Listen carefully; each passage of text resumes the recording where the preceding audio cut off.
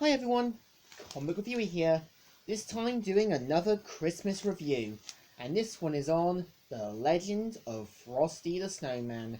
Now, as you know, The Legend of Frosty the Snowman is a 2005 direct-to-video animated film that was produced by Classic Media and Studio B Productions, and was also written by Emily Kapnick, also known for writing the popular show As Told by Ginger.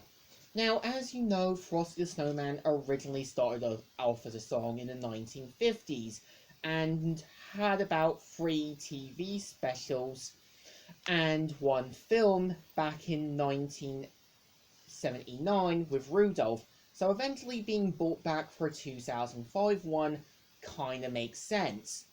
Now, the premise of the film is meant to follow Tommy Tinkerton, who is kind of meant to be in a town where everyone follows by the rules, everyone does what his father says, and basically everyone is basically doing as they're told.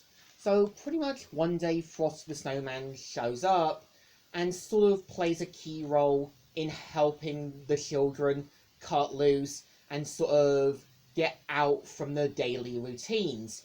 And I would say the movie does have an important message that sometimes in life it's important to cut back from your routine, and it is important not to follow someone else's rules. So pretty much throughout the movie, we do see some of the characters learning to kind of not follow by the rules, like Walter learning to be a bit more adventurous, Tommy's brother kind of learning not to be the yes to man. We kind of see Sarah wanting to be her own person and sort of follow what she wants instead of her mum. Now, this is where I do think the film tries to handle the villain. It does it well, but at the same time, it doesn't make much sense. Again, when you kind of got the villain Principal Prankley, it's kind of clear he's able to manipulate Tommy's father into doing what he wants. It's kind of clear that he wants the town to follow him as a puppet on strings. But it doesn't make sense to how his plan is going to work. It kind of feels like it's a bit enforced. And yeah, and when it basically does try to go to serious moments, it feels like there are moments that I'm basically watching the never-ending story, because when Tommy goes into the library to find a comic book that explains the story as it goes on, it's like watching the never-ending story. And when I also do look at, say, the film's message, it's there, but it feels a bit one-sided. I feel, yeah, it's important to have a routine, but it's also important to balance it by having fun with it. But I feel at the same time, it does feel like they needed a reason just to make a quick buck on it. And given the fact this was written by Emily Kapnick, the same person who wrote the cult series As Told by Ginger, you kind of expected there to have been a bit more handled. And when I look at Burt Reynolds being the narrator, he actually does work. He does kind of give this more elderly, wise, and sort of guy who's been through the story and sort of explains it to the audience.